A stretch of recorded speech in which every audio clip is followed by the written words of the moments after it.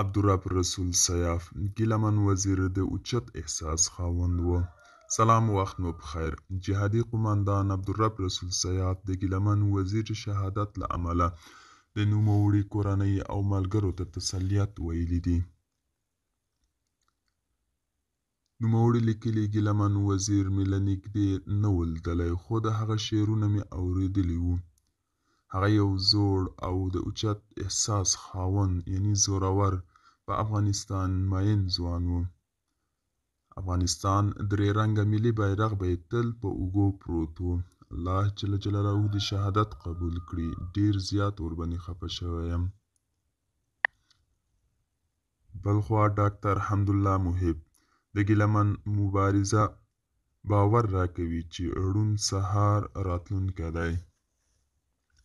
د جمهوریت دولت د ملي امنیت شورا سلاکار ډاکټر حمدالله محب د ګیلمن شهادت د ټول افغانانو ګډ غم بللی.